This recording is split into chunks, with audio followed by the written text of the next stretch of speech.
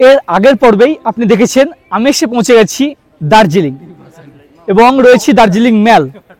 তো দার্জিলিং ম্যাল পৌঁছানোর পরে কিন্তু আমাদের ফার্স্ট কোয়ারি থাকে যে একেবারে দার্জিলিং ম্যালের সন্নিকটে বাজেট হোটেল।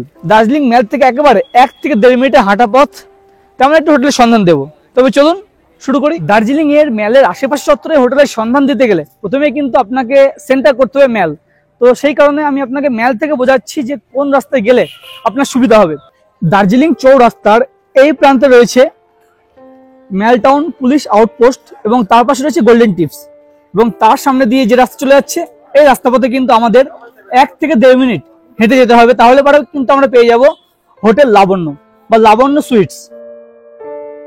ম্যাল থেকে চাইলে কিন্তু আপনারা এই যে সিঁড়ি পথ, এই সিঁড়ি দিয়ে নেমে আসতে পারেন। নেমে আসার পরই হচ্ছে সিআর দাস রোড। ম্যাল থেকে তো আপনারা দেখতে পাবেনই আমাদের যে লাবণ্য সুইটস এর, এই দেখুন এই হচ্ছে লাবণ্য সুইটস, বা সিআর দাস রোড থেকেও কিন্তু আপনারা দেখতে পাবেন ওই হচ্ছে আমাদের হোটেল বা হোমস্টে বলেন। কয়েক পা আসার পরে কিন্তু এরকম হোটেল লাবণ্য সুইটস এর যে ব্যানার সেটা দেখতে পাবেন।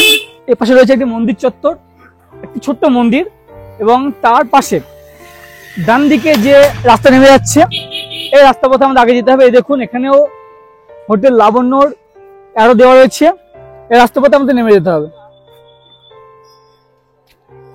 দার্জিলিং চৌরাস্তা থেকে এক্সাক্ট 1.5 মিনিট মতো হেঁটে আসার পরই এই দেখুন পৌঁছে গেলাম হোটেল লাবণ্য সুইটস। এই হচ্ছে হোটেল লাবণ্য সুইটস এর প্রবেশ পথ।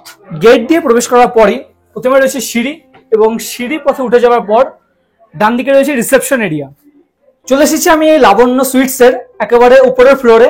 উপরের ফ্লোরে রয়েছে কিন্তু 3টে রুম, মানে এই হোটেলে পৌঁছানোর পরে তো একটা রুমে আমরা থাকবো, সেই রুমটি আপনাকে প্রথমে দেখিয়ে নেই। কিন্তু প্রথমে যে চোখে পড়লো সেটি হচ্ছে কিনা এই দেখুন এখানে রয়েছে সিসিটিভি ক্যামেরা, এবং এর পাশে দেখতে পাচ্ছি ফ্রি ওয়াইফাই এর বন্দোবস্ত রয়েছে, এবং এর পাশে ডান দিকে প্রথম যে রুমটি, এই রুমটি আমরা থাকবো। যেহেতু আমরা 3 জন রয়েছি সেই কারণে কিন্তু এই হোটেলের যেটা একটু স্পেসিয়াস রুম সেই রুমটি আমরা চুজ করলাম। এই যে রুম, এই রুমে কিন্তু মোটামুটি 5 জন ভালোভাবে শেয়ার করে থাকা যাবে। এই দেখুন একটি কিং সাইজ বেড, যেখানে 3 জন তো ভালোভাবে শেয়ার করে থাকতে পারবেন, 4 জনও শেয়ার করতে পারেন। এবং পিছন দিকে এ হচ্ছে একটা সিঙ্গেল বেড বা ডবল বেড বলতে পারেন। একজন হলে আরামসে থাকবেন, একটু বড় সড়ো চেয়ার হলে, আর 2 জন হলে মোটামুটি কভার হয়ে যাবে। এবং এপাশে রাখা আছে একটি সোফা, এপাশে দেখতে পাচ্ছি একাধিক লাইটের বন্দোবস্ত, এবং রুমের ডেকোরেশনটা দেখুন সম্পূর্ণ উডেন ডেকোরেশন, খুব ভালো ডেকোরেশন। কিন্তু এপাশে রাখা রয়েছে দেখতে পাচ্ছি আলমিরা আপনাদের লাগেজপত্রগুলি রাখার জন্য। আচ্ছা, এপাশে একটি মিরর রয়েছে, আর এপাশে রয়েছে অ্যাটাচ টয়লেট। এই হচ্ছে অ্যাটাচ টয়লেট, ও যথেষ্ট স্পেসিয়াস। অ্যাকচুয়ালি মনে হচ্ছে কিচেন এরিয়া ছিল প্রথম দিকে, সেটিকে কিন্তু টয়লেট করা হয়েছে, এবং যথেষ্ট স্পেসিয়াস, গিজারের বন্দোবস্ত ওয়েস্টার্ন স্টাইল। রুমটা আমাদের যথেষ্ট পছন্দ হয়েছে। এবং সামনে এপাশে যদি আপনারা আসেন, এখান থেকে অসামান্য ভিউ, দারুণ ভিউ, দেখুন সামনে পাহাড় সহ দারুণ ভিউ। এবং এপাশে এই হচ্ছে লম্বা করিডোর, এই করিডোরে আপনারা বসে বসে কিন্তু বেশ আড্ডা মারতে পারেন, চেয়ার নিয়ে বসবেন, এই ভিউ দেখবেন, মন এমনিতে ভালো হয়ে যাবে। বললাম তো আপনাকে উপরে ফ্লোরে রয়েছে একাধিক রুম, 3টে রুম, তার মধ্যে কিন্তু আমরা ওই রুমটা রয়েছি। আরেকটি রুম দেখাই চলুন। এই হচ্ছে আরেকটি রুম, এটা অ্যাকচুয়ালি ডবল বেডের জন্য ঠিক আছে, মানে আপনারা যারা কাপল আসবেন তেনার জন্য বেস্ট রুম বলতে গেলে। দেখুন রুমটার এই দেখুন গদি দেখুন কতটা ইয়ে, এবং মোটামুটি একটা ডিলাক্স রুম, একাধিক চেয়ারের বন্দোবস্ত রয়েছে। এই হচ্ছে দেখুন একাধিক ব্ল্যাঙ্কেটের বন্দোবস্ত, খুব সুন্দর করে সাজানো গোছানো। এবং এই রুমটার মূল যে জিনিস সেটা হচ্ছে 3 দিকে ভিউ, এবং অবভিয়াসলি অ্যাটাচ টয়লেট। এই লাবণ্য সুইটস এর মোটামুটি গ্রাউন্ড ফ্লোরে রয়েছে কিন্তু ডাইনিং এরিয়া। দেখুন এখানে একাধিক চেয়ার টেবিলের বন্দোবস্ত রয়েছে, এবং বেশ সাজানো গোছানো। বসে গেছি হোটেলের ডাইনিং এরিয়াতে দুপুরে লাঞ্চ করতে। তো মোটামুটি হোটেল পৌঁছাতে আপনারও দুপুর হবে, এবং দুপুরে ফ্রেশ হওয়ার পরে আপনারা চলে আসবেন এবং এসে পেয়ে যাবেন এই দেখুন লাঞ্চ। আজকে লাঞ্চে রয়েছে ভাত, ডাল, আলু ভাজা, আলু স্কোয়াশ দিয়ে একটা তরকারি, এবং সাথে মাছ। দুপুরে কিন্তু নর্মালি মাছটা থাকে, এবং সাথে রয়েছে পাঁপড়, সালাড হিসেবে পেঁয়াজ, এবং চাটনিটা রয়েছেই। তো এই হচ্ছে দুপুরে লাঞ্চ। চলুন লাঞ্চটা সারা যাক। কেমন লাগলো সবাইটা দুপুরের খাবার? সব ভালো, ঘরোয়া রান্না, এবং এনাদের যে শেফ আছে শুনলাম বাঙালি শেফ, আর বাঙালি ছোঁয়া আছে, মানে কুয়াশ আলুর যে তরকারিটা সেটাও কিন্তু পিওর বাঙালি খাবারের মতোই খেতে লাগছে। সুতরাং যথেষ্ট ভালো খাবার দাবার। দারুণ দারুণ। নমস্কার দাদা। নমস্কার নমস্কার। আচ্ছা, আমি তো দেখিয়েছি ভিডিওতে যে আপনার লাবণ্য হোটেল কিভাবে আসবে, তবুও বলি আপনার লোকেশন একটু যদি বলেন। আমার লোকেশন যদি এনজিপি থেকে আপনারা গাড়ি রেন্ট করে আসেন তাহলে সব থেকে ভালো হচ্ছে ভানুভবনে নামা। আচ্ছা ভানুভবন থেকে নামলে আমার ভানুভবন থেকে হোটেল 5 মিনিট লাগে হেঁটে, কারণ ম্যালের ওপরে গাড়ি কিছু চলতে দেয় না। 5 মিনিট হাঁটা পথ। মেল থেকে তো 1.5 মিনিট হাঁটা পথ। ম্যাল থেকে তো 1.5 মিনিট, ম্যালের পুলিশ বুথ থেকে 1.5 মিনিট লাগে। আর যদি আপনারা শেয়ারে আসেন তাহলে ক্লাব স্ট্যান্ডে নামবেন হোটেল রামাডা, হোটেল রামাডা থেকে সোজা ম্যালে চলে এলেন, ম্যাল থেকে তো 1.5 মিনিট লাগে। আমার মোট 10টা রুম, আচ্ছা, তার মধ্যে আছে 4 বেড 4টে আর ডবল বেড আছে 6টা। কেমন কি ভাড়া রয়েছে? ভাড়া হচ্ছে সিজনের উপর নির্ভর করে। সেটা obvious। সিজনের উপরে বলতে ডবল বেড সিজনে 1500 থেকে 1800, আর 4 বেড গুলো আপনার 2000 থেকে 2200 2500 এবং সিজনের উপরে। আর অফ সিজনে ওটা অনেকটাই কমে যায়, 1200তেও দিয়ে দিই, 1000 টাকাতেও দিয়ে দিই, এরকম। আর আমরা তো আছি ফুডিং লজিং এ। ফুডিং লজিংটাই আমার কাছে বেশি হয়, বেশিরভাগটাই ফুডিং লজিং হয়। ফুডিং লজিং এর ক্ষেত্রে সিজনে, ওটাও সিজনের উপরে রেট নির্ভর করে। 1000 টাকা থেকে 1200 টাকা সিজনের মধ্যে, সাথে সকালে চা থেকে শুরু করে রাত্রে ডিনার পর্যন্ত। বাইরে কোথাও কিছু আর খেতে হবে না আপনাকে, এখানেই সবকিছু পাবেন। আর অফ সিজনে ওইটা মোটামুটি ধরুন 800-900। এর মধ্যে আবার ভাগ আছে, এপি প্ল্যান আছে, এমএপি প্ল্যান আছে। এপি প্ল্যান হলে সকালে চা থেকে রাত্রে ডিনার পর্যন্ত পুরোটাই আমাদের। আর এমএপি হলে সকালে ব্রেকফাস্ট হবে, 9 লাঞ্চ 9 ডিনার, আচ্ছা আচ্ছা যে কোনো একটা। আচ্ছা, আর ওই সাইট সিন যেটা হবে সেটাকে আপনি অ্যারেঞ্জ করে দিতে পারেন? একদম একদম। সাইট সিনের জন্য আমাদের নিজেদের গাড়ি আছে। হ্যাঁ, আমাদের 4টে গাড়ি আছে। আচ্ছা সেই 4টে গাড়ি এখান থেকে ভাড়া কাটে, এগুলো সাইট সিন করায়, প্লাস ভায়া মিরিক হয়ে আবার এনজিপি আপনাকে নামিয়ে দেবে। আচ্ছা, মোটামুটি একটা টুরিস্টের যাবতীয় সব কিছু, সব আপনাকে হোটেলে পৌঁছে গেলে আর বাইরে কোথাও চিন্তা করতে হবে না। আচ্ছা, বেশ বেশ, ঠিক আছে, থ্যাংক ইউ।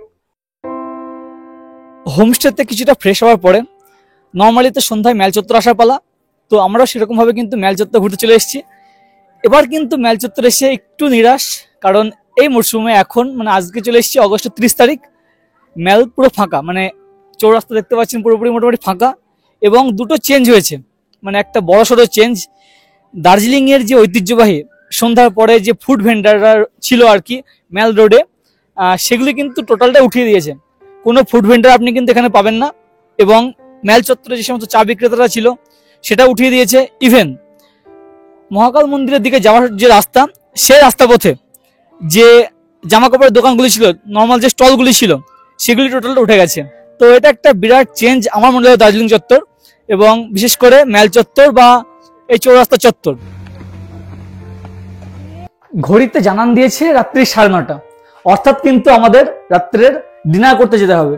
তো আশেপাশ চত্বর মোটামুটি মেল চত্বর ঘোরাঘুরি পরে আপনাদের দেখালাম, আমরা ফিরে এসেছি আমাদের সেই হোটেলে এবং এখন চলেছি রাত্রে ডিনার করতে। বসে গেছি রাত্রের খাবার টেবিলে। রাত্রেবেলা খাবারে কিন্তু দুরকম অপশনে রয়েছে, ভাত বা রুটি। আমরা কিন্তু রাত্রে ভাতটাকে নিয়েছি।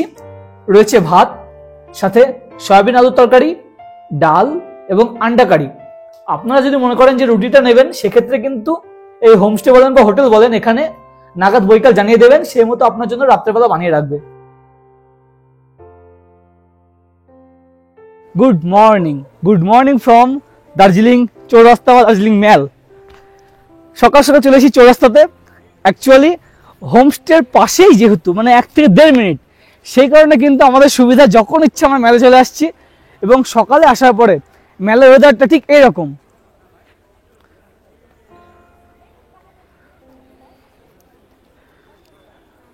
এখন সময় সকাল 8টা। আমরা মেল চত্বর কিন্তু সকাল 7টার সময় এসে পৌঁছেছি। তখন কিন্তু ওয়েদার বেশ ক্লিয়ার ছিল। পাহাড়ের ওয়েদার প্রেডিক্ট করা মুশকিল।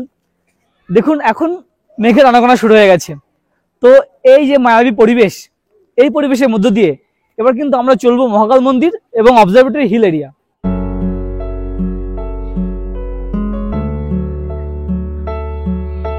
চলেছি মেলের ডান দিকে যে রাস্তা পথ, অর্থাৎ মহাকাল মন্দিরের পথে। কিন্তু এখানে এসে যে চেঞ্জ আপনাকে যেটা বলছিলাম, সেই চেঞ্জটি কিন্তু চোখে পড়ছে, অর্থাৎ হকারের উচ্ছেদ। এখানে কিন্তু একটিও এখন আপনি জামা কাপড়ের দোকান কিছুই দেখবেন না। স্টলগুলি এই দেখুন, এখানে লেখা রয়েছে নো ভেন্ডিং জোন। সমস্ত ভেন্ডারদের কিন্তু এখান থেকে উচ্ছেদ করা হয়েছে। এটা কিন্তু একটা কেমন কেমন লাগলো।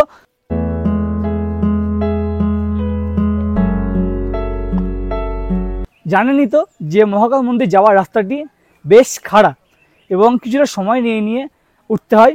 অর্থাৎ অবজারভেটরি হিল এরিয়া থেকে বাঁ দিকে উঠে যেতে হয়। তো সেই পথে কিন্তু আমরা চলেছি মহাকাল মন্দিরের দিকে, উপরের দিকে।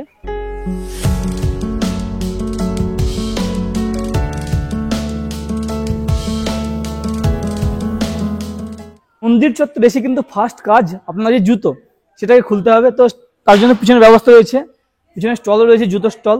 এবং এ দেখুন বাঁদিকে যে রাস্তা পথ, এই রাস্তা পথে গিয়ে হচ্ছে মহাকাল বাবা গুফা, অর্থাৎ এই রাস্তা পথে গিয়ে কিন্তু একটা গুহাও আছে।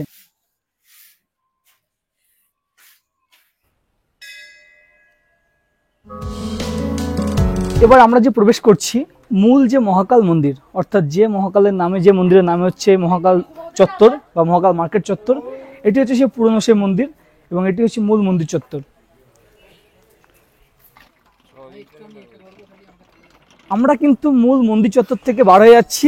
তবে একটা জিনিস লক্ষ্য করলাম, নর্মাল যারা টুরিস্ট তেনারা কিন্তু আমরা কিন্তু জুতো নিচে খুলে আসছি, তার জন্য নিচে স্টল আছে, জুতো স্টল।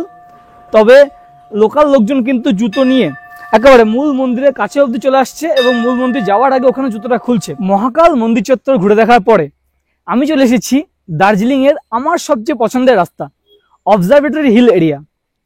সকাল 9টা, দারুণ মনোরম পরিবেশ, হালকা মেঘের আনাগোনা শুরু হয়েছে, সেই কারণে কিন্তু বেস্ট লাগছে। আর এই হচ্ছে বেস্ট ভিউ পয়েন্ট, মানে এখান থেকে আপনি টোটাল রেঞ্জটা দারুণভাবে দেখবেন। এই দেখুন, এক কথায় অপূর্ব। সকালবেলা ম্যাল চত্বর এবং অবজারভেটরি হিল এরিয়া ঘোরাঘুরির পরে আমরা আবারও ফিরে এলাম আমাদের হোটেলে এবং সকালে কিন্তু আমাদের ব্রেকফাস্ট করে হোটেল থেকে চেক আউট। সকালে আজকে ব্রেকফাস্ট রয়েছে, দেখতে পাচ্ছেন যে ব্রেড অমলেট। আপনারা চাইলে কিন্তু এই ব্রেড অমলেটের পরিবর্তে লুচি তরকারি বা বাটার ব্রেড সাথে নিতে পারেন। এই লাবণ্য সুইটসে কিন্তু রয়েছে একাধিক রুম। বর্তমানে আমি রয়েছি গ্রাউন্ড ফ্লোর বলেন, মানে প্রবেশ করার পরে ডান দিকে। এখানে রয়েছে পরপর 3টে রুম। 107 নম্বর রুমে প্রবেশ করছি। এই হচ্ছে রুম। বাহ, রুম কিন্তু যথেষ্ট জায়গা রয়েছে। এপাশে রয়েছে একটা সিঙ্গেল বেড, ব্ল্যাঙ্কেট রাখা রয়েছে, পিলো রাখা রয়েছে, বেশ পরিষ্কার পরিচ্ছন্ন। এপাশে কিন্তু রয়েছে একটি ডবল বেড। এই দেখুন, এখানে কিং সাইজ বেড বলতে গেলে দুজন আরামসে থাকতে পারবেন। রাখা রয়েছে একাধিক চেয়ারের বন্দোবস্ত, obviously attach toilet, western style, গিজারও রয়েছে এবং এর পাশে রয়েছে, আচ্ছা এখানে কিন্তু আপনাকে তো আগে দেখিয়েছি, ফ্রি ওয়াইফাই বন্দোবস্ত রয়েছে। এপাশের রুমটি, এই রুমে প্রবেশ করলাম। এটি অ্যাকচুয়ালি একটি ডবল বেডরুম। আপনার যদি কাপল হন সেক্ষেত্রে কিন্তু এই রুমে আপনারা থাকতে পারেন নিঃসন্দেহে। দেখুন একাধিক ব্ল্যাঙ্কেট রাখা রয়েছে। আপনারা যদি মোটামুটি 5 জনের গ্রুপ হন সেক্ষেত্রে কিন্তু এই রুমে আরামসে থাকতে পারবেন। বাহ, এটি একটি double bed, king size bed, দুজন ভালোভাবে থাকতে পারবেন, 3 জনও শেয়ার করতে পারেন বন্ধুরা আসলে। এপাশে দেখতে পাচ্ছি একটি টেবিল রাখা রয়েছে, একাধিক ব্ল্যাঙ্কেটের বন্দোবস্ত, রুমে যথেষ্ট জায়গা। বাহ, এদিকে একটি সোফা রাখা রয়েছে। এটি একটি সিঙ্গেল বেড, কিন্তু এক্ষেত্রে আপনারা দুজনে শেয়ার করতে পারেন। যদি একটু হুষ্টপুষ্ট হন সেক্ষেত্রে একজন থাকবেন, বেশ ভালো লাগবে। এবং প্রতিটা রুমে কিন্তু রয়েছে এবং কাঁচের বন্দোবস্ত, যেখান থেকে আপনারা ভালো ভিউ পাবেন। এবার আমরা চলে যাব ফার্স্ট ফ্লোরে, মানে এর উপরের ফ্লোরে। সেখানেও কিন্তু রয়েছে 3টে রুম, সেগুলি দেখাবো। উঠে এসেছি ফার্স্ট ফ্লোরে। রিসেপশনের পাশ দিয়ে গিয়ে হচ্ছে ফার্স্ট ফ্লোরের একাধিক রুমগুলি। আচ্ছা, এখানে রয়েছে দেখতে পাচ্ছি, বাহ, এই রুমটি কিন্তু দারুণ রুম। একটি ডবল বেড রয়েছে, বেডটি কিন্তু দুজন ভালোভাবে শেয়ার করে থাকা যায় এবং রুমের ডেকোরেশন খুব সুন্দর, টোটালি উডেন ডেকোরেশন। রুমের সঙ্গে রয়েছে একটি ব্যালকনি, ছোট্ট ব্যালকনি, যেখান থেকে কিন্তু আপনারা অপূর্ব ভিউ পাবেন। তবে এখন দিনের মধ্যভাগ, সেই কারণে কিন্তু কুয়াশাচ্ছন্ন হয়ে রয়েছে, মেঘাচ্ছন্ন হয়ে রয়েছে। এবং রুমের সঙ্গে রয়েছে অ্যাটাচ টয়লেট। পাশের রুমটিও কিন্তু আপনার ডবল বেডের জন্য ঠিক আছে। এটা একটি ডবল বেড, মোটের উপর একই রকম পরিকাঠামো, একই রকম পরিষেবা। এবং এপাশে রয়েছে একটি ছোট্ট ব্যালকনি। আপনাকে তো মোটামুটি হোটেলে সব রুমই দেখালাম। যদি ওয়েদার ক্লিয়ার থাকে, এই যে করিডোর, এখানে বসেই কিন্তু আপনারা অপূর্ব কাঞ্চনজঙ্ঘা ভিউ সহ আশেপাশ চত্বরে দারুণ ভিউ পাবেন। এই যে হোটেলের সমস্ত রুম আমি ঘুরে দেখলাম। তবে আপনাদেরকে বলবো যে আপনারা যদি এই হোটেলে আসেন, ফার্স্ট কোয়ারি করবেন যে একেবারে টপ ফ্লোরের এই রুমগুলি, কারণ এই রুমগুলির কিন্তু ডেকোরেশন অপূর্ব, দারুণ উডেন ডেকোরেশন, লম্বা করিডোর রয়েছে এবং এই রুমগুলি থেকে ভালো ভিউ রয়েছে। সেই কারণে ফোন করলে কিন্তু অবশ্যই প্রথমে জিজ্ঞেস করবেন যে উপরের ফ্লোরের রুমগুলি ফাঁকা আছে কিনা। বন্ধুরা, এই লাবণ্য সুইটসে কিন্তু আমরা প্যাকেজে ছিলাম, অর্থাৎ ফুডিং আর লজিং টোটালটাই তো আপনাদের দেখালাম। এমনকি এই লাবণ্য সুইটসের সমস্ত রুম আপনাকে ঘুরে দেখালাম। তো এই ভিডিওটি আপনার কেমন লাগলো এবং এই হোটেলটি আপনার যদি ভালো লেগে থাকে আজই বুকিং করুন।